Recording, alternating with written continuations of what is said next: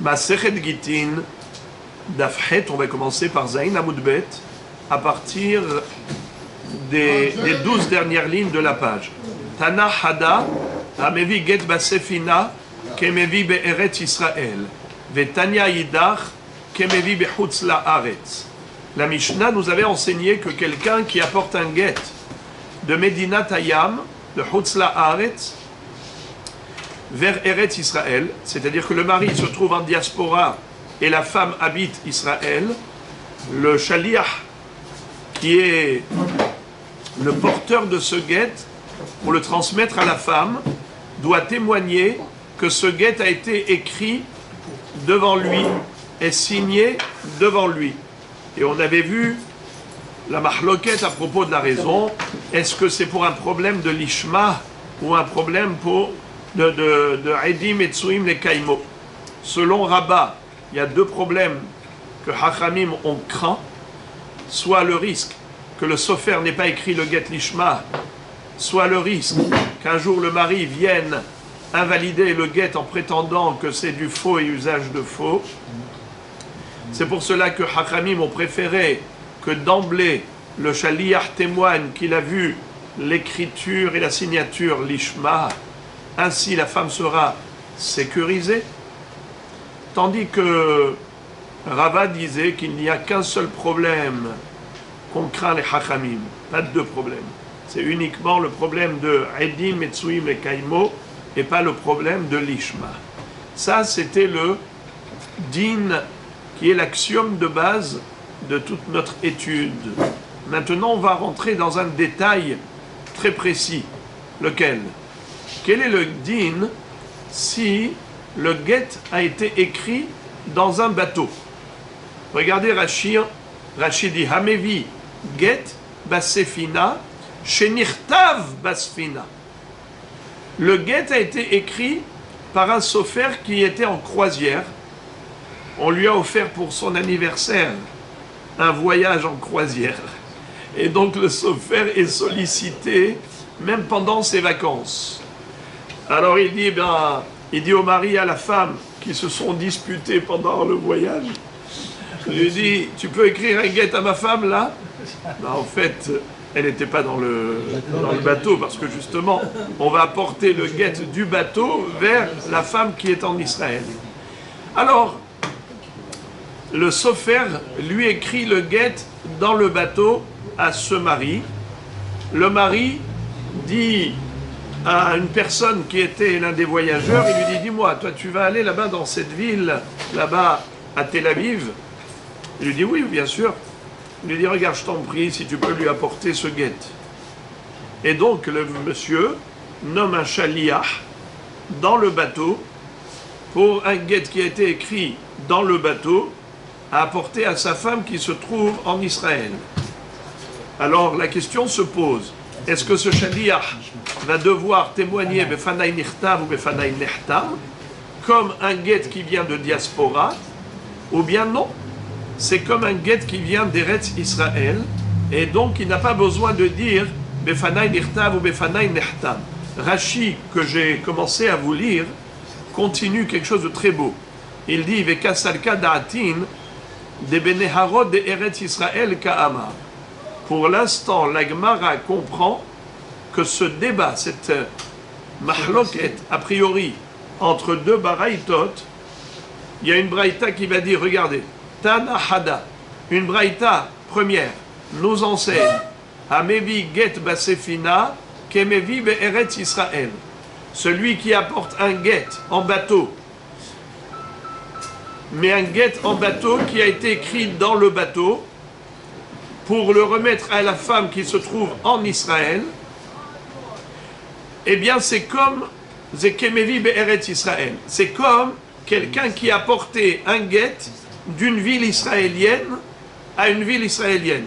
Le mari se trouvait dans une ville en Israël, il a fait écrire ce get en Israël, et il l'a envoyé par shaliach à sa femme qui se trouvait aussi dans une autre ville en Israël. Est-ce que ce shaliach doit déclarer Befanai Nirtav ou Befanai Nirtav? Non. Il n'y a pas de problème de l'ishma, il n'y a pas de problème de Edim et Tsuim et Kaimo, tout va bien. Eh bien, Rashi nous dit que la Gemara a compris pour l'instant qu'on parle ici de Neharot qui se trouve en Israël. Regardez, des Neharot d'Eretz Israël, Ka'ama.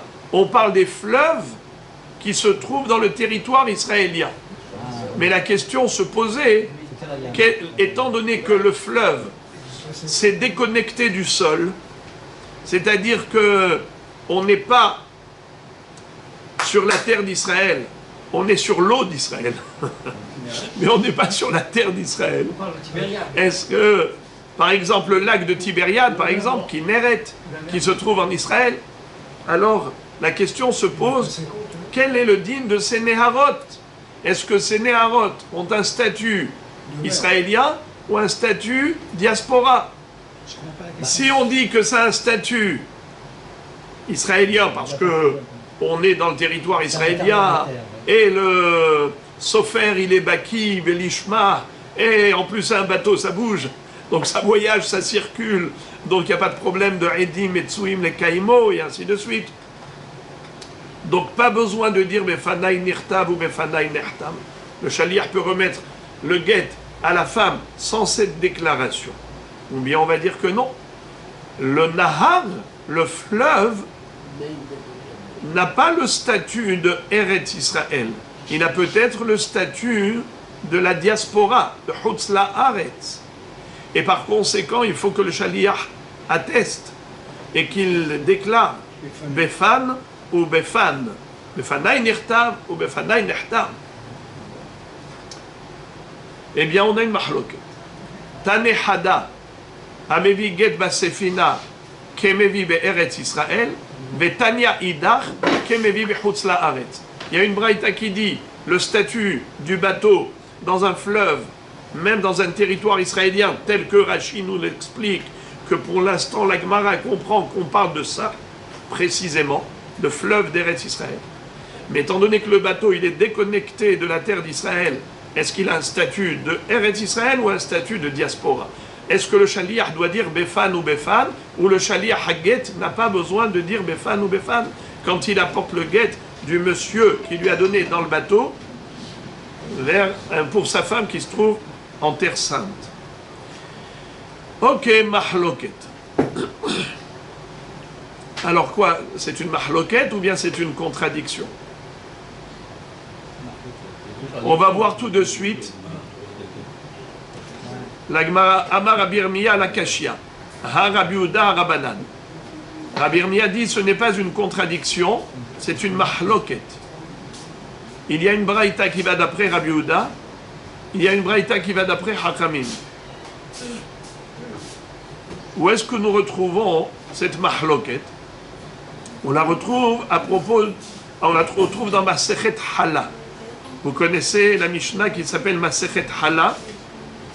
Eh bien, en effet, là-bas, on retrouve une mahloket concernant le Afar Chutz La'aretz, Haba Basefina La'aretz, Hayav Bema'aser ou Bashevi'it. Amar Rabbi Yehuda Ematai, Bizman Shasfina Gosheshet, Aval En Asfina Gosheshet Patour. Quel est le din des fruits qui poussent en Israël?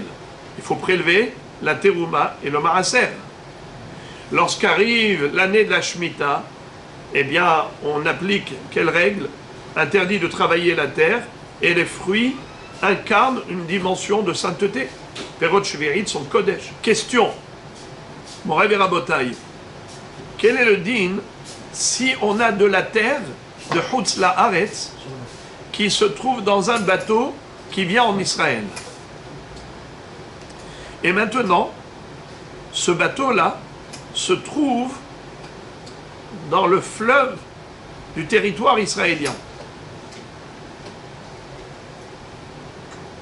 Est-ce que la terre, le terreau, qui provient de Chutz La'aretz et qui se trouve dans un bateau qui se situe dans un fleuve d'Eretz Israël, et on a semé et planté des fruits dans ce terreau qui est dans le bateau qui se trouve en Israël, mais dont le terreau est originaire de Chutz La'aretz. Est-ce qu'on doit prélever le maaser de ces fruits? Est-ce qu'on doit prélever la challah de ce blé, de ce pain qu'on va faire avec ce blé qui a poussé dans ce terreau, dans le bateau, qui était dans le fleuve d'Eretz Israël, mais qui provenait de Chutz La'aretz. Mahloket. Alors, je relis. Afar Chutz La'aretz, le terreau de diaspora, Haba Basefina, qui a été importé en bateau, La'aretz, vers Israël, et qui se trouve actuellement dans un fleuve de territoire israélien. Hayav bemaaser ou bashevi'it. Eh bien, désormais, ces fruits ont le statut de fruits d'Eretz Israël. Et donc, Hayav de maaser. Et les lois de la Shemitah s'y appliquent. Ah, ma Rabbi Yehuda vient et il dit attention, ça dépend. Et ma taille, quand est-ce que je suis d'accord avec vous, Hachamim, pour octroyer et conférer le statut d'Eretz Israël à ce terreau qui est dans le bateau? C'est seulement Bisman she'asefina gosheshet. Aval en asfina gosheshet patour. C'est seulement si le bateau frôle le sol du territoire israélien. Alors à ce moment-là, on considère que ce terreau est connecté à la terre d'Israël. Alors désormais, cette terre qui est dans le bateau, elle est comme connectée à la terre d'Israël, et donc désormais elle est assimilée à Eretz Israël. Alors en effet, ces fruits ont une kedusha d'Eretz Israël. S'il frôle la terre d'Israël, oui. Alors maintenant, c'est seulement Gosheshet, si le bateau touchait le sol d'Eretz Israël. Mais si le bateau, il est en mouvement et il n'est pas du tout en connexion avec la terre d'Israël, ce terreau n'a pas le statut d'Eretz Israël, et donc les fruits sont patours, sont dispensés du maaser de Shemitah.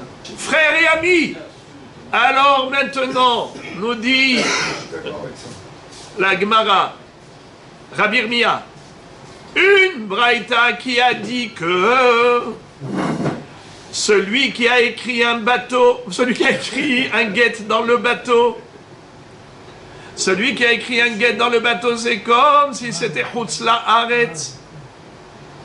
C'est Rabbi Yehuda. Et la braïta qui dit que celui qui a écrit un guet dans le bateau, c'est comme s'il a écrit en Eretz Israël, ça va d'après Hachamim. Répétons. D'après Hachamim qui ont dit que les fruits qui poussent dans le terreau, qui est dans le bateau, qui se trouve dans le territoire israélien, c'est un statut de Eretz Israël, et Hayav bemaaser, Hayav bashvi'it, c'est qui ça? C'est Hachamim. Même si le bateau est déconnecté, le simple fait qu'il se trouve dans l'eau d'Eretz Israël, eh bien ça s'appelle qu'il est dans le territoire israélien. Hayav de maaser, eh bien si les territoires israéliens, s'il a fait écrire un guet dans le bateau, qui était dans un fleuve israélien, ça s'appelle écrire en Israël. Quelqu'un qui apporte un guet d'Israël à Israël, pas besoin de dire Befan ou Befan. Il doit être Gosheshet, le bateau. Mais d'après Rabbi Yehuda qui a dit que quand est-ce que le bateau a un statut d'Israël, c'est seulement s'il est Gosheshet. Mais s'il n'est pas Gosheshet, il est déconnecté, alors il n'y a pas de Kedusha dans ses fruits. S'il n'y a pas de Kedusha dans ses fruits, ça ne s'appelle pas Eretz Israël. Donc si ce terreau ne s'appelle pas Eretz Israël, le bateau ne s'appelle pas Eretz Israël. Si le bateau s'appelle un bateau de diaspora, alors il faut dire Befanaï Nirtam, Befanaï Nirtam. Répétons, il n'y a pas de contradiction, c'est tout simplement une mahloket. Une braïta qui dit il faut dire Befan ou Befan pour quelqu'un qui apporte un guet qui a été écrit dans le bateau, qui était dans un fleuve israélien. Il apporte à une femme qui se trouve à Tel Aviv. Il doit dire Befan ou Befan. Il y a une braïta qui dit oui, il y a une braïta qui dit non. C'est qui la braïta qui dit oui, il faut dire Befan ou Befan? C'est Rabbi Yehuda. Parce que lui, il dit le bateau est déconnecté de la terre. Quand est-ce qu'il est considéré comme connecté? Que si Gosheshet, que si il frôlait le sol. Mais un bateau en général ne frôle pas le sol. Donc en général, un bateau, qu'est-ce qu'il est? En mouvement, il est détaché du sol. D'après Rabbi Yehuda, détaché du sol israélien, eh bien c'est comme un bateau qui est en diaspora. À tel point que les fruits qui ont poussé dans ce bateau, pas besoin de maaser, pas besoin de shemitah. Donc si ça n'a pas besoin de maaser, ça veut dire que ces fruits ils ont poussé en Chutz La'aretz. Donc le guet qui a été écrit dans le bateau, il a été écrit en Chutz La'aretz. Celui qui apporterait un guet qui a été écrit dans le bateau à Tel Aviv ou à Afula ou à Natania, il doit dire Befan ou Befan, d'après Rabbi Yehuda. Mais d'après Hachamim qui ont dit que il n'y a pas de différence entre Goshechet et Goshechet, ou pas Goshechet. Il touche le sol ou il ne touche pas le sol, ça ne change absolument rien. Il est dans un territoire israélien. Dans un territoire israélien, même si c'est le fleuve, ça s'appelle Eretz Israël. Et donc, le guet qui a été écrit dans le bateau, no problem. Pas besoin de dire Befan ou Befan. Deuxième pirouche très joli. Regardez, la Gemara nous dit quelque chose de très beau. Abaye Amar, Ha veha Rabbi Yehudaï, vela kashia. Kam bizman, she'en asfina gosheshet, kam bizman, she'asfina gosheshet.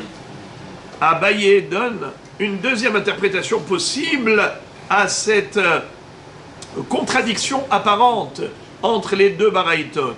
Différemment de Rabbi Yirmiyah qui a dit que c'est une mahloket entre première baraïta et deuxième baraïta. L'une est attribuée à Rabbi Yehuda et l'autre est attribuée à Chachamim. Abaye dit inutile de faire une mahloket entre les deux baraïtot. On peut dire qu'il n'y a pas de mahloket du tout. Simplement, c'est qu'une mahloket parlait une baraïta parlait d'un cas et l'autre baraïta parlait d'un autre cas. C'est-à-dire, les deux baraïtot, elles vont selon Rabbi Yehuda. Mais il y a une baraïta qui parle d'un bateau qui est Goshechet et l'autre baraïta parle d'un bateau qui n'est pas Goshechet. C'est-à-dire, si le bateau frôle le sol, il touche le sol, alors c'est comme Eretz Israël. C'est la raison pour laquelle les fruits qui poussent là-bas, ils seront hayab de maaser, même d'après Rabbi Yehuda. Parce que le bateau est connecté au sol. Et le terreau qui est dans le bateau est connecté au sol. Et ce qui pousse là-dedans, c'est comme pousser en Eretz Israël. Eh bien, celui qui écrirait un guet dans un bateau qui est posé au sol, sur le sol d'Israël, c'est comme en Eretz Israël, tout va bien. Inutile de dire Befan ou Befan. Et l'autre baraïta qui a dit oui, il faut dire Befan ou Befan, ça parle d'un bateau qui était déconnecté du sol, comme tous les bateaux du monde qui en général ne touchent pas le sol. Ils sont sur l'eau, ils ne sont pas sur le sol. Voilà pourquoi l'autre baraïta a dit doit dire Befan ou Befan. Parce que d'après Rabbi Yehuda, quand c'est déconnecté du sol, il n'y a pas de maaser à prélever des fruits qui ont poussé dans ce terreau, même si c'est dans un territoire israélien, le fleuve est dans le territoire israélien, étant donné qu'il est déconnecté du sol d'Israël, ça ne s'appelle pas Eretz Israël pour les fruits, eh bien ça ne s'appelle pas Eretz Israël pour le guet. Quelqu'un qui apporterait un guet du mari qui a fait écrire ce guet dans le bateau et il apporte à une femme qui se trouve en Israël, et d'après Rabbi Yehuda, il doit dire Befan ou Befan, car le bateau était déconnecté du sol d'Israël. La Gemara maintenant va extrapoler, elle va étendre le débat. Regardez, Amar Rabbi Zera, Atzitz Nakur, Hamunach al Gabe Yetedot, Banu le Mahloket, Rabbi Yehuda ve Rabbanan. What is it?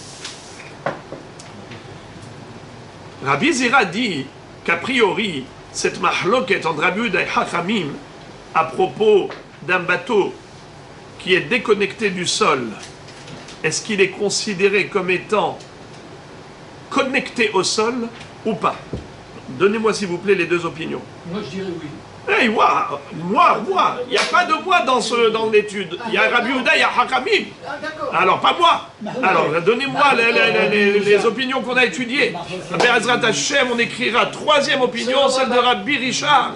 Mais pour l'instant, on n'a que Rabbi Yehuda et Hachamim. Rabbanan, Hayab Maaser, Rabbi Yehuda, Patou Minamar. Alors, répétons. Un bateau qui flotte sur l'eau, qui navigue. Alors maintenant, lorsque on a un bateau en vogue, quel est le din du guet qui a été écrit dedans? Répétons. Mahloket. Très très bien.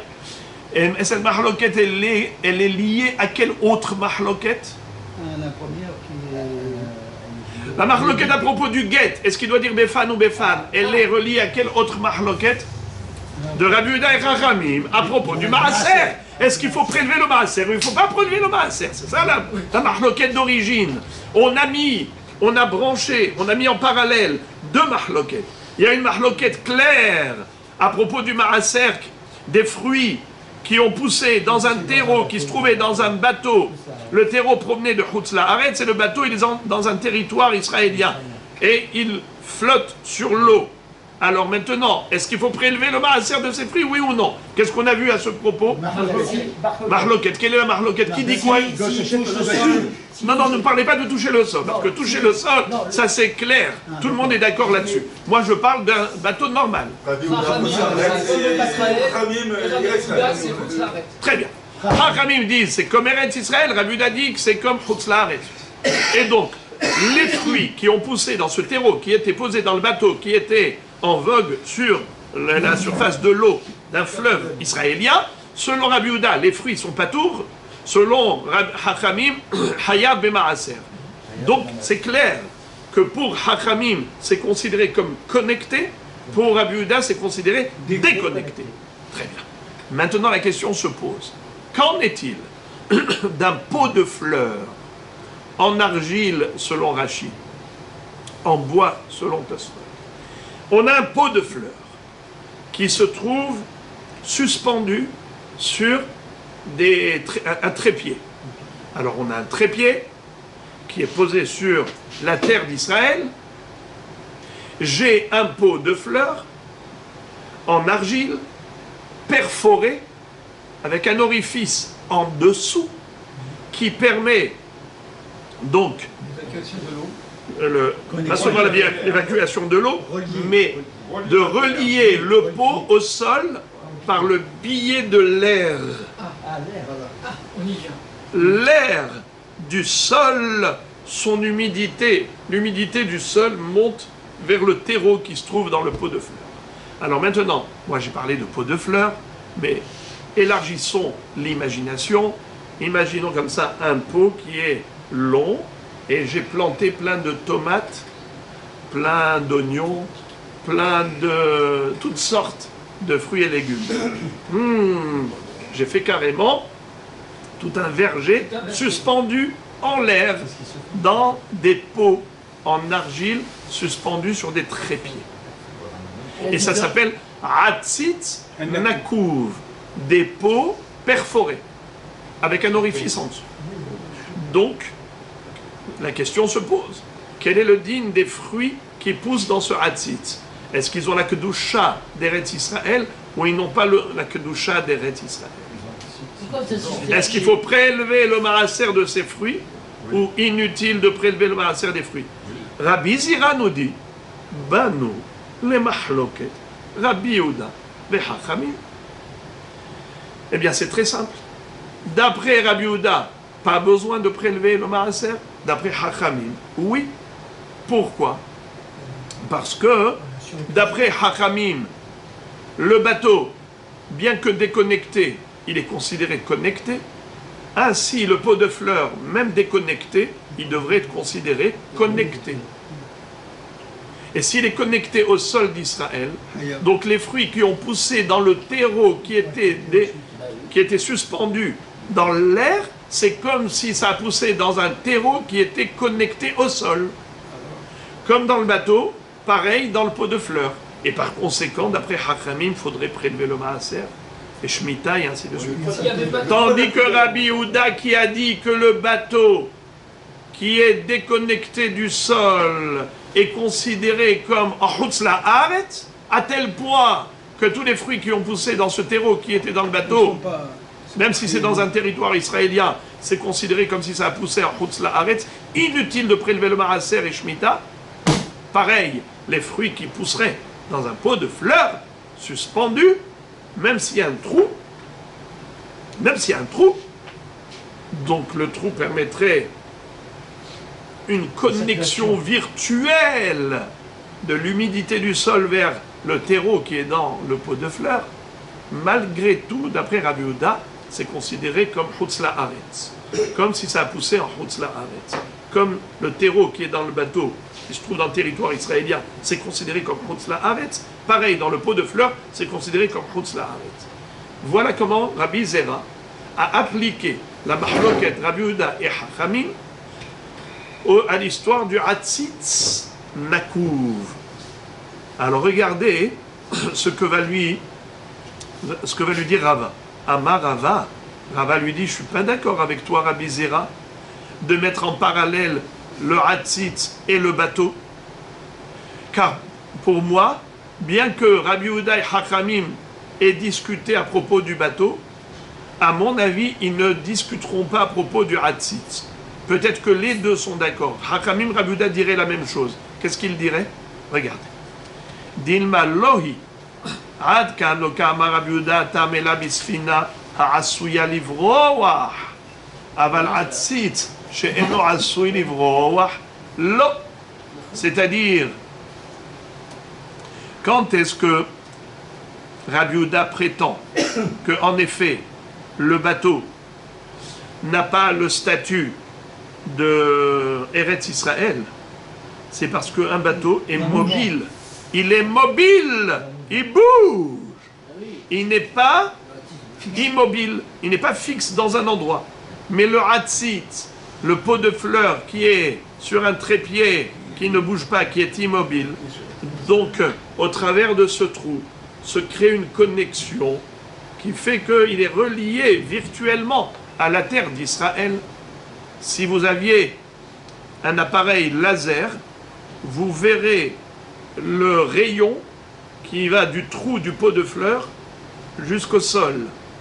Cette humidité qui monte de la terre vers le terreau qui est dans le pot, qui participe à la pousse des fruits qui est dans le pot. Et c'est comme si c'était relié à la terre d'Israël. Donc il est fort possible que le même Rabbi Yehuda, qui a dit qu'on n'a pas besoin de prélever le maaser des fruits qui ont poussé dans le bateau, ce même Rabbi Yehuda serait d'accord qu'il faille prélever le maaser des fruits qui ont poussé dans le Hatzitz. Pourquoi? Car le Hatzitz, il est considéré connecté au sol. Pourquoi? Parce qu'il est immobile. Quand est-ce qu'il a dit que c'est pas connecté au sol? C'est vraiment le bateau qui est mobile. Ou inversement, regardez, Inami, je peux te dire aussi le contraire.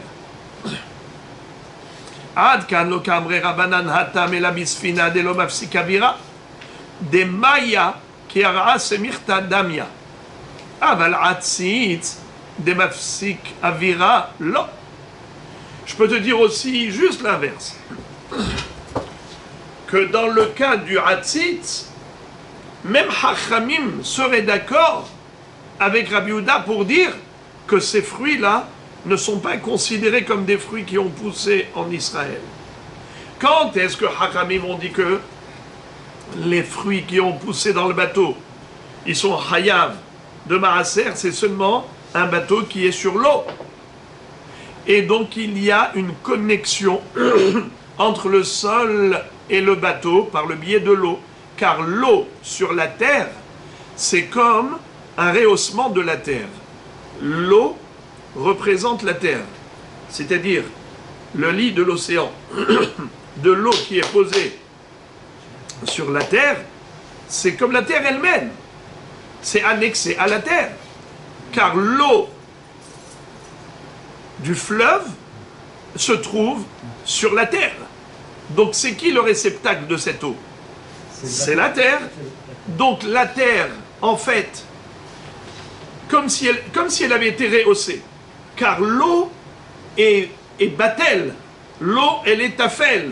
L'eau, elle est annexée, assimilée à la terre. Ça s'appelle Ara Semirta, de la terre épaissie. Comme si l'eau était un épaississement de la terre. C'était un rehaussement de la terre. Alors, le bateau qui est posé sur l'eau, c'est comme s'il est posé sur le sol, car l'eau, c'est comme un rehaussement du sol. Donc même Chachamim serait d'accord qu'un bateau qui est posé sur le sol, voilà pourquoi ils ont dit, pardon, excusez-moi, voilà pourquoi Chachamim ont dit que les fruits qui ont poussé dans le bateau, sont Hayav de Maaser. Pour quelle raison? Parce que c'est considéré comme si ça poussait sur la terre d'Israël. C'est comme si tu prenais un bac que tu posais sur la terre d'Israël. Eh bien, c'est annexé au sol. Puisque c'est annexé au sol, ça a poussé sur le sol d'Israël. Et l'eau est considérée comme le sol. C'est pour cela que Hachamim ont dit qu'il faut prélever le maaser des fruits qui ont poussé dans le bateau. Mais concernant le hatzitz, qui lui est posé sur un trépied suspendu dans l'air, il n'y a rien qui relie le hatzitz au sol. Il y a une vraie déconnexion. Il n'y a rien. Il y a de l'air. Le trépied, oui. le trépied, non? Oui, alors mais ce trépied, La chaîne qui maintient le pot, ainsi de suite. Ça, Il est directement, posé sur la terre. c'est joli ce que vous dites. D'accord. Alors, vous voyez comment il a posé une bonne question. D'accord. Maintenant, imaginons qu'on avait une corde accrochée au plafond et le pot, il est accroché à la corde. Même chose, il y a le plafond est mis sur des solides. Bien, qui bien, sont bien, dans la bien. terre Vous, aussi. vous ne vous laissez pas faire. Bravo, Rabbi Matok. Bravo. Alors, on va reprendre votre histoire du trépied. Votre trépied, en effet, vous dites, ça le relie à la terre. Mais le trépied, imaginons qu'il est en métal. Ah, D'accord? Alors, il n'est pas conducteur de l'humidité. De ce fait, il est considéré comme un élément déconnectant. Il n'est pas... C'est-à-dire qu'il fait en sorte que le hatzitz n'est pas en connexion avec la terre. Au contraire, il le déconnecte. Il le soulève. Il le sépare de la terre. Alors là, comment? Et puis en fait, il est en dehors, pour qu'il soit... Exactement. Les trous, ils servent à quoi alors? S'il est dessus, ça sert à rien le trou. Il est sur la terre, En il tout- ne vit Très pas bien. par cette En tout cas, la Gemara considère qu'il se peut que dans ce cas, même Hachamim, qui ont dit qu'à propos des fruits qui ont poussé dans le bateau, il faut prélever le maaser, ce n'est pas dit pour autant qu'il faille prélever le maaser des fruits qui ont poussé dans un pot. Car je peux établir un distinguo entre le bateau et le pot de fleurs, car le bateau, il est posé sur l'eau qui est posée sur le sol, et là je peux dire que l'eau est un épaississement du sol. Ara samirta damia.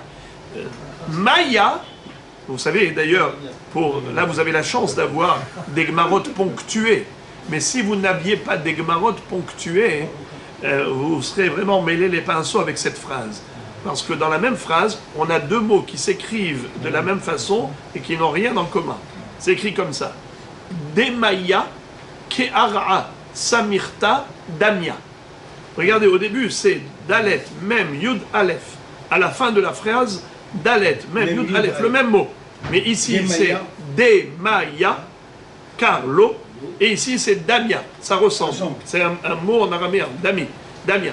Alors, Demaya, Kara Samirta Damia. Car l'eau, c'est comme un épaississement et rehaussement du sol. Donc ça fait que le bateau il est posé sur le sol d'Eretz Israël. Voilà pourquoi ils ont dit qu'il faut prélever le maaser. Mais qui dit que Hachamim exigerait de prélever le maaser du hatzitz? Peut-être qu'ils le considéreraient comme déconnecté du sol, vu qu'il n'y a pas un élément matériel qui relie l'orifice, là où se trouve l'orifice. Vous comprenez, Rabbi Matok? Il y a au niveau agriculture, il n'y a pas de connexion entre le terreau qui est dans le pot de fleurs et la terre battue qui est le sol sur lequel se trouve le trépied. Donc en effet, Rava,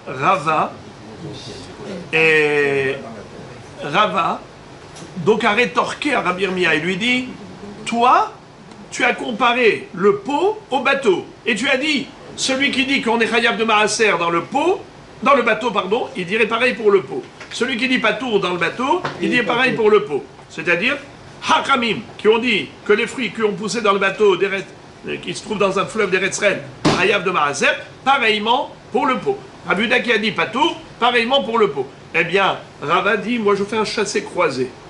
Je peux dire le contraire pour Rabbi Yehuda, je peux dire même le contraire pour Hachamim. Mama chassé-croisé.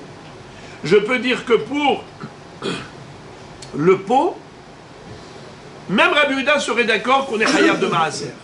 Pourquoi? Parce que lui, il a dispensé les fruits qui poussent dans le bateau. Car le bateau est mobile, mais le pot est immobile. Et inversement, je peux dire une logique tout inverse. Que même Hachamim, qui ont dit qu'on est Hayab de Maaser dans le bateau, peut-être qu'ils diraient pour le pot, Patour. Pourquoi? Car après tout, le bateau est posé sur l'eau, qui est posé sur le sol, c'est comme s'il était posé sur le sol. Mais le pot qui est suspendu en l'air, il est déconnecté du sol, peut-être que même Hachamim dirait Patour. Ce sont des hypothèses que va émettre Rava, c'était juste pour remettre en cause ce qu'a affirmé Rabbi Yirmiyah. La mahloket, justement, de Rashi et Tosfot, est de savoir, est-ce qu'on parle ici un hatzitz, un pot qui est en argile ou en bois? Selon Rashi, on parle d'un pot qui est en bois. Parce que s'il est en argile, il n'a même pas besoin de trou. Étant donné que l'argile est poreuse, et donc ça absorbe l'humidité du sol, même en étant hermétique, c'est-à-dire que c'est fermé, parce que l'humidité traverse les pores de l'argile. Mais donc de quoi on parle ici quand on a exigé un trou? On a dit Hatzitz Nakou, c'est parce que c'est du bois. Et le bois est hermétique, il ne laisse pas passer l'humidité. Tosfot disent le contraire. Tosfot disent le contraire. La Gemara cite une deuxième explication très jolie par rapport à la contradiction qu'on avait vue au début du sujet. Vous vous rappelez? Quel est le din de quelqu'un qui est porteur d'un guet qui a été écrit dans le bateau? Le sofer a écrit le guet dans le bateau pour apporter ce guet à une femme qui se trouve en Israël. Alors, on avait vu que c'était une contradiction entre deux baraïtot, et on a donné une explication. Il y a une braïta qui va d'après Rabbi Yehuda, il y a une braïta qui va d'après Chachamim, ou bien les deux baraïtot elles vont d'après Rabbi Yehuda, seulement ici on parle d'un bateau qui est Goshechet, ici on parle d'un bateau que Ena Goshechet. On a vu deux réponses très sympathiques. Mais tout cela, c'était parce que nous avions cru que le bateau en question est un bateau qui circule dans un fleuve d'Eretz Israël. Donc on est dans le territoire d'Israël, seulement on est déconnecté du sol d'Eretz Israël, car le bateau navigue et vogue sur l'eau. D'accord. Mais maintenant, la Gemara va nous citer une autre explication qui est très jolie, celle de Rav Nachman bar Yitzchak, qui va nous dire qu'on ne parle pas du tout d'un bateau qui voguait sur un fleuve d'Israël, mais plutôt sur la mer Méditerranée. Rav Nachman bar Yitzchak Amar bin Harod de Eretz Israël de Kule Alma la Peligé. Selon Rav Nachman bar Yitzchak, il n'est pas question de considérer un bateau qui navigue en Israël, dans un fleuve israélien, le considérer comme étant en Chutz La'aretz. Ce n'est pas possible. Il est intramuros d'Eretz Israël. Il se trouve dans le territoire d'Eretz Israël. Et alors, s'il est déconnecté du sol, mais il est en Israël, donc tout ce qui est dans les frontières d'Israël, c'est Israël. Alors, un guet qui a été écrit dans un tel bateau, c'est sûr que c'est Eretz Israël. Pour Rav Nachman bar Yitzchak, ce n'est pas du tout de cela qu'il s'agissait dans les baraïtot. Quand on a une braïta qui dit le bateau c'est comme Chutz La'aretz et une braïta qui dit le bateau c'est comme Eretz Israël, non, on ne parle pas de fleuve intramuros Eretz Israël. On parle de Yam HaGadol. Regardez. El Akipelige ba Yam HaGadol. À propos de la mer Méditerranée. Détania. Ezeu Eretz. Vezeu Chutz La'aretz. Qu'est-ce qu'on appelle la part d'Israël dans la mer Méditerranée? C'est de cela qu'il s'agit. Si on est dans le secteur maritime d'Israël, alors on est en Israël. Si on est hors secteur maritime d'Israël, alors on est en Chutz La'aretz. Donc c'est tout simple. Un fleuve qui est à l'intérieur d'Israël, c'est évident que c'est le territoire d'Eretz Israël. Mais lorsqu'on est à l'extérieur, c'est-à-dire on est dans la frontière, il y a une partie de la mer qui nous appartient. Jusqu'où ça nous appartient? C'est-à-dire, quelle est la zone maritime d'Israël? À l'intérieur de la mer, qu'est-ce qui s'appelle Eretz Israël? 200 000. Alors, dans la Torah, on nous donne dans la Torah des gvulot d'Eretz Israël, les frontières d'Israël. Il y a un pasouk. Écoutez le pasouk. Veze yihye lachem gevul tzafon. Voici ce qui sera pour vous la frontière nord d'Israël. Min hayam agadol teta'u orahar. Depuis la mer Méditerranée, vous allez tourner vers le Horahar. Horahar, c'est en Jordanie, là où Aaron Cohen a été enterré. C'est là-bas. À Katou. Donc on se retrouve ici, dans la frontière nord d'Israël, c'est Horahar, la montagne jordanienne où Aaron Cohen a été enterré. Ça s'appelle le Gvul HaMa'aravi, qui arrive à l'angle de Gvul HaTsefoni. Alors on a la frontière nord et la frontière ouest. D'accord? Alors maintenant, si on a la mer Méditerranée à l'ouest, vous êtes d'accord avec moi les frères? Vous habitez Natania? Oui. Vous êtes ici en première ligne. Regardez là la mer, n'est-ce pas? Donc là-bas c'est l'ouest. C'est où le nord, c'est où le sud? Le contraire. Le contraire. Ici c'est le sud et là-bas c'est le nord. Alors maintenant le nord, jusqu'à quelle limite on va considérer que c'est la frontière nord pour dire qu'en face, on a une part dans la mer, il y a une part qui appartient à Israël. Alors, quelle est la part d'Israël dans la mer Méditerranée? Alors, tout ce qui est en face d'Eretz Israël, jusqu'où ça va en face d'Israël? Eh bien, la frontière nord, c'est Horahar, la montagne jordanienne où se trouve enterré Aaron Cohen, qui n'a pas pu rentrer à l'intérieur d'Eretz Israël. Il a été enterré en dehors d'Israël, dans le Horahar. Et dans le Horahar, il y a deux parties, il y a deux flancs. Il y a le flanc qui donne vers Israël, et il y a le flanc qui donne vers Chutz La'aretz. Il est où alors? Eh bien, Chutz La'aretz, évidemment, puisqu'il n'a pas pu rentrer en Israël.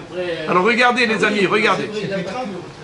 Je vous ai dit que ça va être un peu difficile, parce que c'est de la géographie.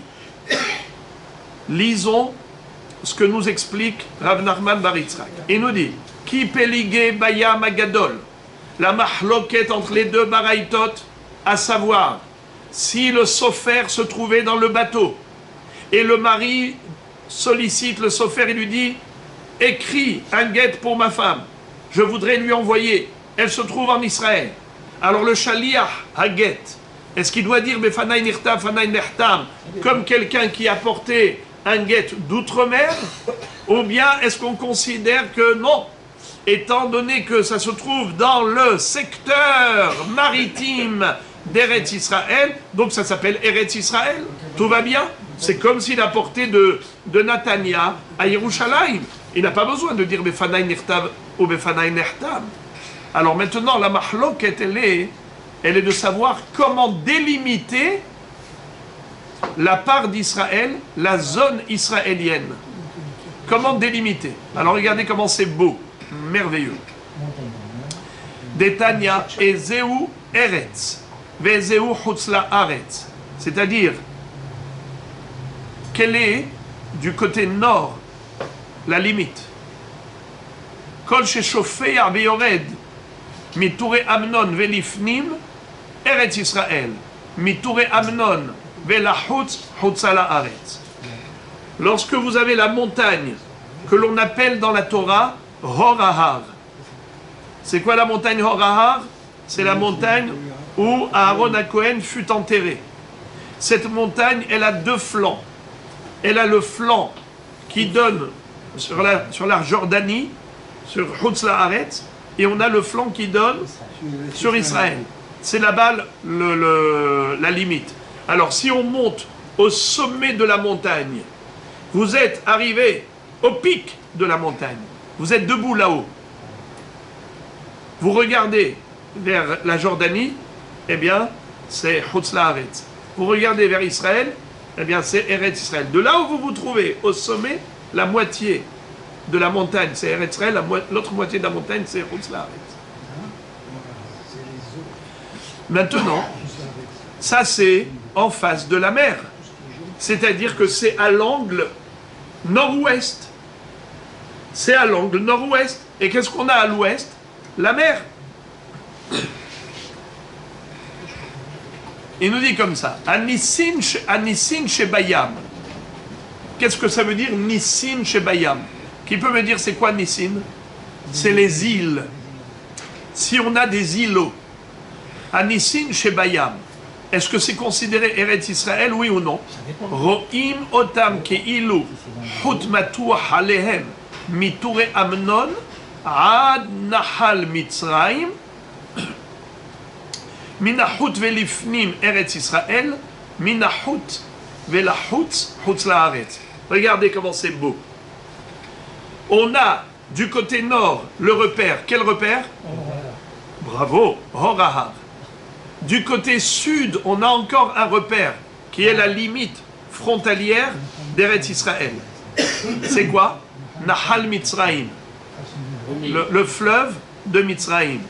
Alors, c'est quoi ce fleuve de Mitzrayim? Certains l'assimilent au Nilos, au Nil. Là-bas, Elat, donc on se trouve au sud d'Israël. Entre la montagne qui est au nord et le Nil qui est au sud d'Israël, vous allez du nord au sud d'Israël, et vous avez entre le nord et le sud, donc toute cette largeur-là, mais vous allez vers l'ouest.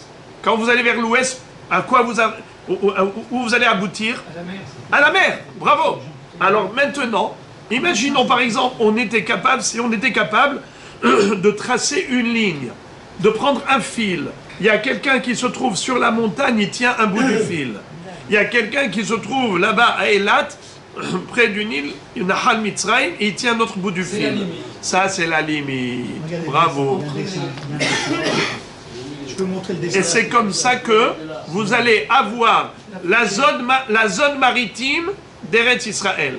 Donc vous allez rentrer dans l'eau, les pieds dans l'eau de la mer Méditerranée, mais jusqu'où?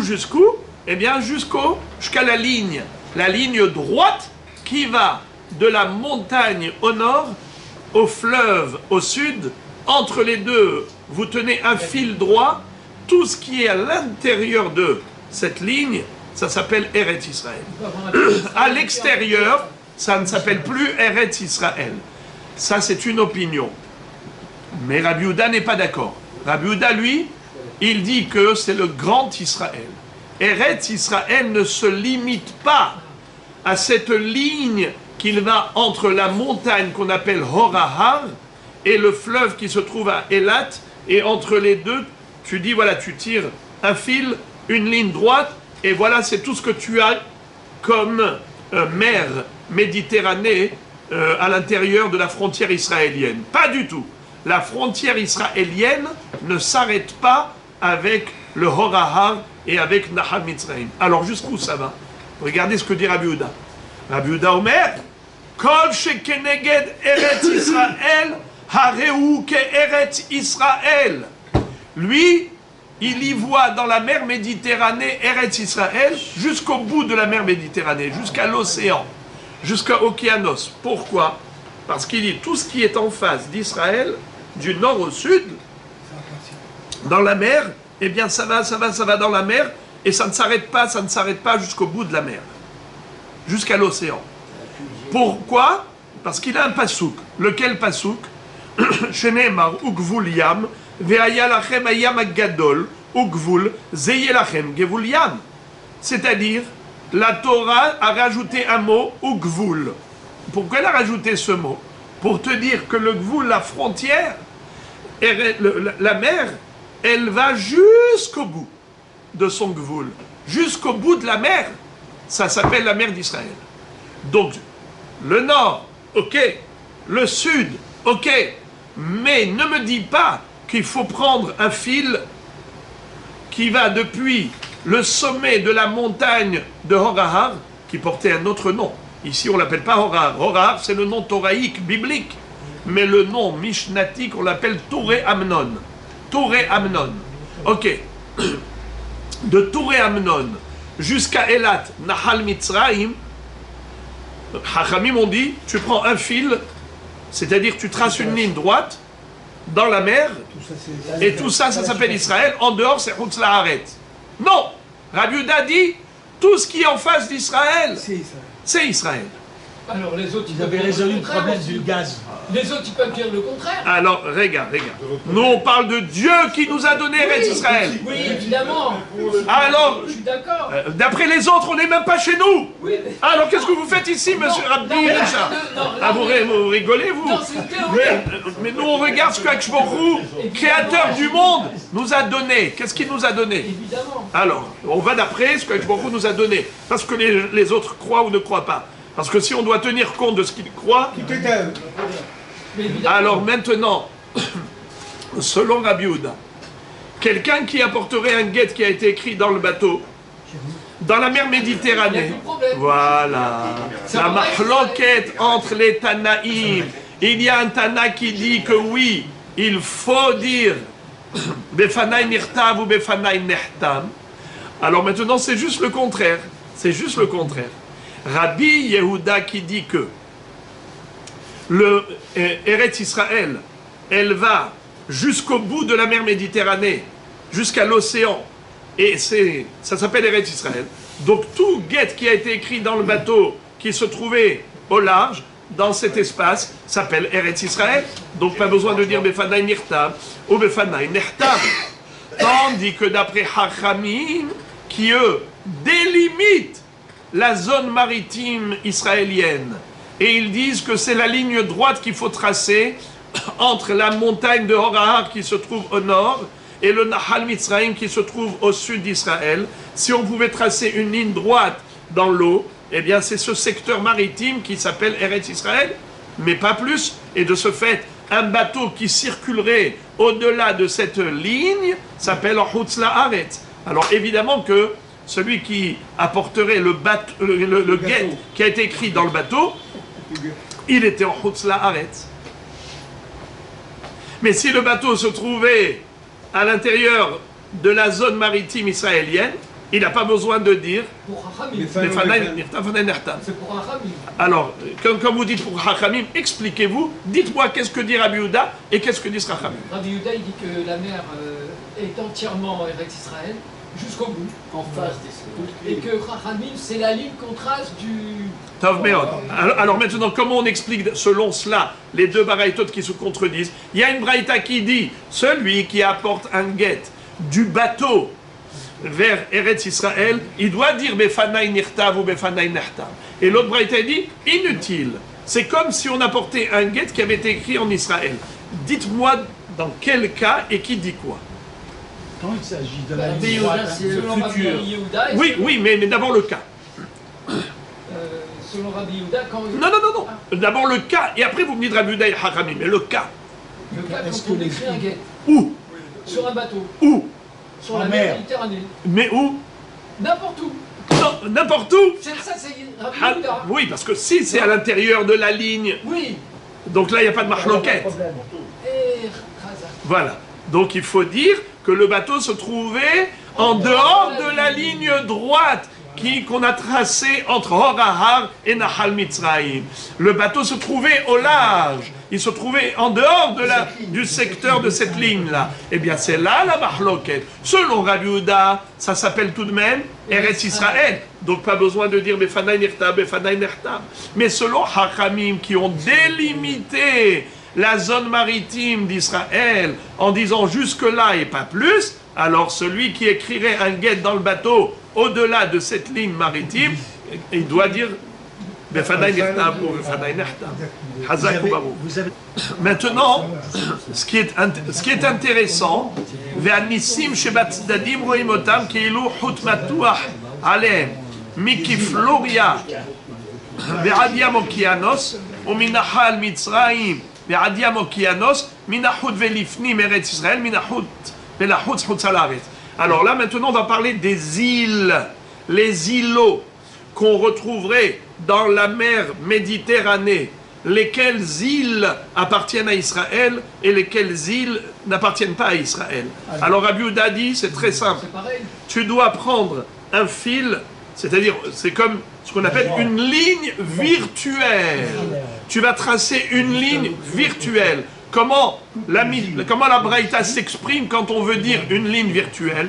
Alors on dit c'est comme si on prenait deux personnes qui tenaient une corde. D'accord? Il y a Réhouven qui est là-bas, Shimron qui est là-bas, ils vont tirer la corde chacun de son côté, on va avoir une ligne droite. Aujourd'hui avec un laser, aujourd'hui on a d'autres moyens technologiques pour tracer des lignes droites, mais là, dans le Lachon de la Braïta, c'est comme si on prenait un fil d'un côté à l'autre. Alors ça s'appelle aujourd'hui en français une ligne droite. Tu vas tracer une ligne droite. Où? Eh bien, il dit, tu montes sur le sommet de la montagne de Horahar, côté Jordanie, c'est-à-dire au sommet, donc d'un côté Jordanie, d'un côté Eretz Israël. Tu vas au Nahal Mitzrayim, donc c'est, d'un côté c'est Mitzrayim, de l'autre côté c'est Eretz Israël. Donc, voilà. Il dit, tu traces une ligne droite comment? Depuis ici, de la montagne, jusqu'à l'océan. Depuis ici, Nahal Mitzrayim, jusqu'à l'océan. Entre les deux, qu'est-ce que tu as? Tu as la mer Méditerranée. La mer Méditerranée jusqu'à l'océan. Tout ça, ça s'appelle Eretz Israël. Si ça s'appelle Eretz Israël, toutes les îles qui se trouvent dans cet espace appartiennent à Israël. Puisque toute la mer jusqu'à l'océan, selon Rabbi Yehuda, appartient à Israël. Mais quelle limite? La frontière nord de la mer, c'est par rapport à la montagne de Horahar, Touré Amnon, et la frontière sud dans la mer, c'est par rapport à Nahal Mitzrayim. Toutes les îles qui sont dans l'eau appartiennent à Israël, et évidemment, le bateau qui circule dans l'eau, eh bien, il s'appelle à l'intérieur du territoire d'Israël. Mais s'il va circuler à l'extérieur au nord ou à l'extérieur au sud, ça s'appelle Chutz La'aretz. Ces îles, Et à l'ouest, elles ont le statut d'enclave, non? Oui. il n'y a pas une seule île dans la mer Méditerranée qui appartient à Israël. Verabanan hayu gvul ma'abdele mi ba'el el nisin. Alors maintenant la Gemara pose la question, elle dit, excuse me, pourquoi? Comment Chachamim ont pu contredire Rabbi Yehuda? Mais Rabbi Yehuda, il s'est appuyé sur un mot en plus que la Torah a écrit. C'est le fameux passage que je vous ai lu en préambule. Veze yelachem gevul tzafon min hayam agadol teta'u horahar. Et là-bas, c'est écrit ensuite Ugvul yam ve'aya lachem hayam agadol ugvul. C'est quoi Ugvul? Le mot Ugvul, qui veut dire la frontière. Et c'est en plus, de là, qu'est-ce que Rabbi Yehuda a déduit? Que la Torah nous donne toute la mer Méditerranée qui est en face d'Israël jusqu'à l'océan. Alors comment Chachamim peuvent-ils contredire Rabbi Yehuda? Mais il y a écrit le mot Ugvul. Alors Chachamim répondent que le mot Ugvul, ça vient inclure les Nissin. Ça veut dire quoi les Nissin? Les îles. Les îles. C'est pour dire que les îles maritimes qui se trouvent dans le secteur, lequel secteur? De la ligne droite tracée entre la montagne de Horahar et Nahal Mitzrayim, tout ce qui se trouve dans la zone maritime israélienne, les îles qui sont là-bas sont considérées comme Eretz Israël. Alors la Gemara dit, Rabbi Yehuda, d'où il le sait que les îles font partie d'Israël? Et Rabbi Yehuda, Nissim, l'Otzrichekra. Rabbi Yehuda dit, mais pourquoi tu as besoin d'un pasouk spécial pour te dire que les îles appartiennent à Israël. Mais c'est évident, car si tu dis que la mer appartient à Israël, donc toutes les îles qui sont dans la mer appartiennent à Israël, ça va de soi. Ce n'était pas nécessaire que la Torah nous le dise. Voilà pourquoi il dit que le mot Ugvul, ça parle de la mer et pas des îlots, pas des îles. La Gemara continue. Maintenant qu'on a terminé le sujet, on va revenir à la Mishnah. Est-ce que vous en souvenez, ce qu'on a appris dans la Mishnah? Rabbi Meir Omer, Akko Keret Israël et Gitin. C'est-à-dire que la ville de Akko est considérée comme Eretz Israël à propos du guet. Sous-entendu qu'un shaliach qui apporte le guet du mari, qui habitait Akko et qui l'apporte en Eretz Israël, il n'a pas besoin de dire Befanai Nirtav ou Befanai Nirtav.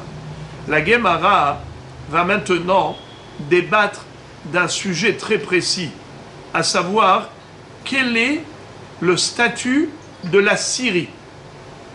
La Syrie, vous savez que la Syrie avait été conquise par David Amelech. David Amelech, quand il avait conquis la Syrie, ça s'appelle Kibush Yahid. Qu'est-ce que ça veut dire Kibush Yahid? Étant donné que ça n'avait pas été donné au Ham Israël, dans le grand Israël, on n'avait pas reçu la Syrie, c'est David Amelech qui l'avait conquise, alors ça a un statut qui s'appelle Kibush Yahid, la conquête de David Amelech qui était Yahid. Alors maintenant, quel est le statut? Regardez combien de halachot sont relatives à la Syrie. Ba'u mine Rabbi Hiya, hamocher avdol et Souria, kemocher bechutz haaretz dami olo. Nous avons une règle. Il est interdit de vendre un Evet Kenaani, mais Eretz Israël, les Chutz La'aretz. La Torah nous demande de surveiller nos avadim dans le sens où il faut faire attention qu'ils observent les mitzvot. Car vous savez que quand on achetait un esclave cananéen, on devait le passer au mikvé, on lui faisait la brit mila, et désormais il devait accomplir toutes les mitzvot comme une femme. Il avait toutes les mitzvot d'une femme. Hein? Jusque quand on le libérait, il était juif. Et si on le libérait, il devenait juif nachon, c'est-à-dire que il devenait comme un converti au judaïsme. C'est ça. Quel est Rabotai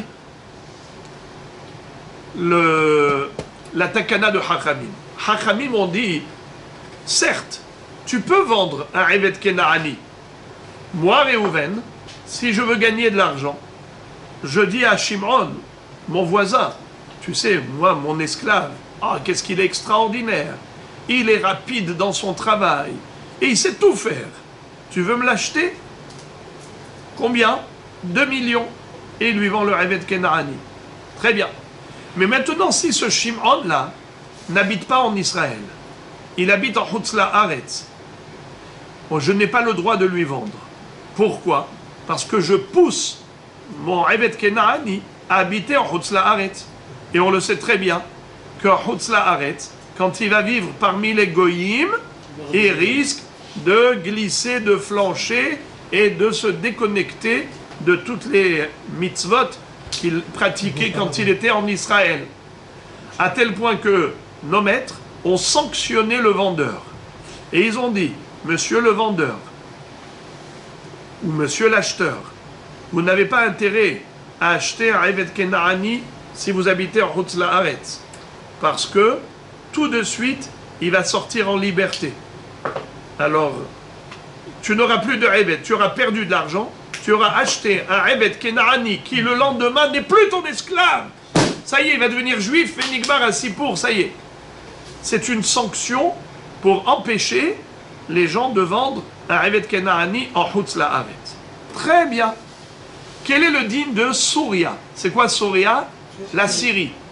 Est-ce qu'on a le droit de vendre un Evet Kenaani à un juif qui habite la Syrie?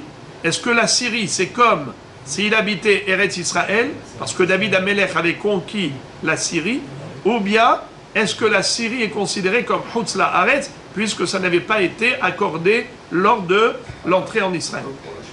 C'est la discussion. Ba'emine me Rabbi Chia Baraba. Amocher avdo le Souria, kemocher bechutz haaretz dami olo. C'est la question qu'il lui a posée. Amar leu tani toa. Il lui a dit, la réponse, tu l'as dans notre Mishnah. Laquelle? Rabbi Meir Omer, Ako ke Eretz Israël, legitin. Legitin in. La avadim lo. Mechol sheken Souria. Demera haka. Tout va. Il lui dit, tu vois que la ville de Akko, qui est considérée comme Chutz La'aretz, mais pas pour les Gittin. Je rappelle, entre parenthèses, comment peut-on dire que Akko, c'est une ville de Chutz La'aretz, mais Akko, c'est une ville israélienne? On avait dit qu'il y avait deux conquêtes. Yoshua Binoun en sortant d'Égypte et Ezra Sofer en quittant la Babylonie. Après la destruction du premier temple, ils sont restés 70 ans Galout Bavel. Et ils ont dû ensuite reconstruire le deuxième Beth Amikdash avec la permission de Koresh. Cyrus leur a permis de faire la Aliyah et de construire Beth Amikdash. Alors, à ce moment-là, ils n'ont pas reconquis toutes les villes qui appartenaient au grand Israël de Yoshua Binoun. Voilà pourquoi, à l'époque du deuxième Beth Amikdash, Akko ne faisait pas partie d'Eretz Israël. Top. Quel est le din pour le guet qui a été écrit à Akko? Rabbi Meir dit, bien que Akko n'est pas considéré Eretz Israël, mais étant donné qu'elle est mitoyenne d'Eretz Israël, celui qui écrirait un guet là-bas, c'est comme s'il a écrit en Israël. Pourquoi? Il n'y a ni le problème de l'Ishma, parce qu'il venait étudier la Torah en Israël, il n'y a ni le problème de Edim et Tsuim Nekaimo, parce qu'il y a des transports en commun fréquents entre Akko et Israël, puisque c'était mitoyen d'Israël. Mais c'est seulement pour les Gittin. Rabbi Meir a dit que Akko est considéré comme Eretz Israël pour les Gittin. Mashma que pour Evet Kenaani, c'est pas considéré comme Eretz Israël. On n'a pas le droit de vendre un esclave cananéen d'Eretz Israël à Akko.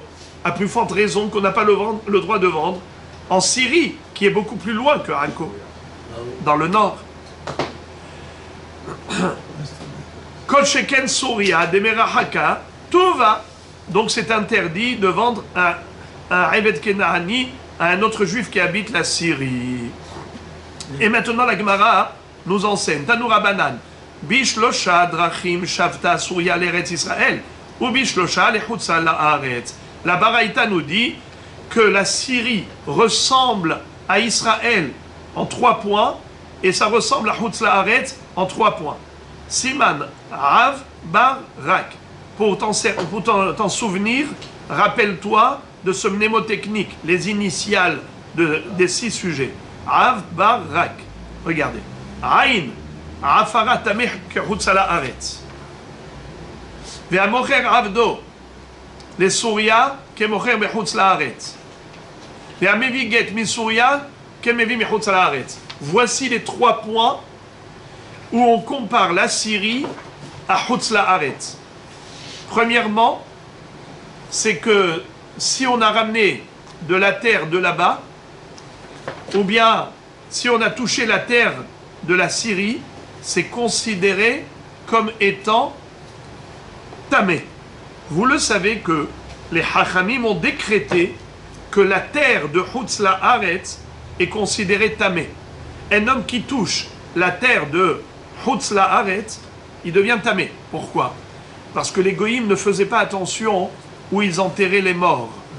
Parfois, ils les jetaient comme ça, ou ils les incinéraient, ou ils les mettaient dans des endroits où le squelette allait s'effriter. Et donc après, quand tu viens, tu touches des ossements de mort, eh bien tu deviens tamé, tu as touché un mort.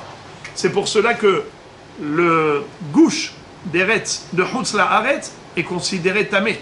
Après, les Hachamim, ils ont dit que pas seulement la terre de Chutz La'aretz est tamé, mais même le Havir Eretz Israël, même l'air de Chutz La'aretz est tamé. Alors on va voir. Premièrement, la Syrie est considérée comme Chutz La'aretz concernant la Toum'a de la terre.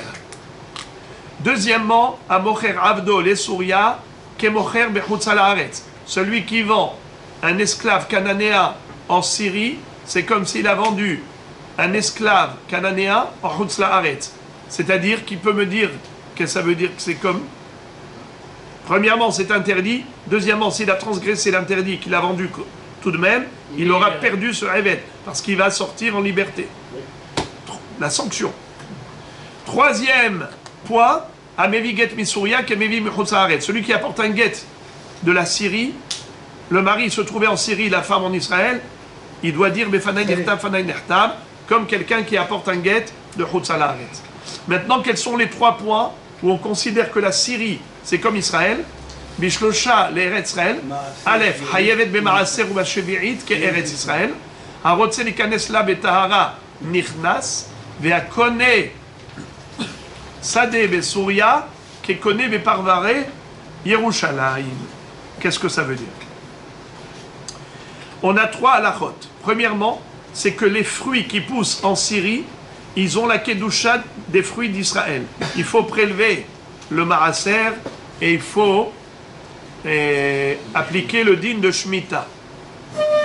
Deuxième halacha, c'est que celui qui veut rentrer dans le havir de la Syrie, il peut rentrer, il n'est pas tamé.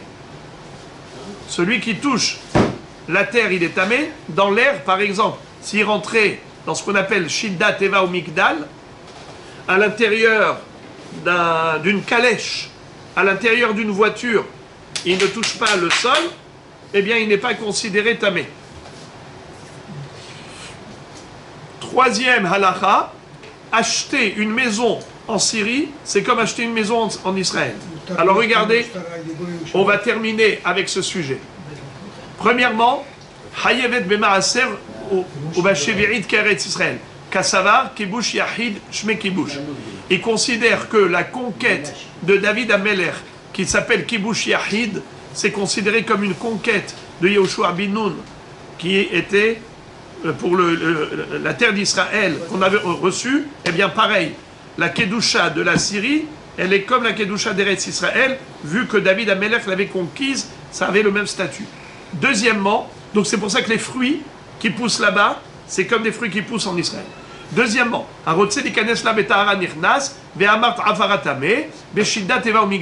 celui qui rentre en Syrie, et il n'est pas tamé. Mais comment tu dis qu'il n'est pas tamé? Mais il y a juste avant, tu m'avais dit que celui qui touche la terre de la Syrie devient tamé. La Gemara répond, il n'a pas touché la terre. Il est rentré en calèche, il est rentré en voiture, en autobus. Et donc, étant donné qu'il n'a pas touché la terre, il était dans l'air, dans l'espace aérien de la Syrie, mais il n'était pas sur le sol, il n'a pas touché le sol, il n'est pas tamé. Alors qu'en Chutz La'aretz, il est tamé.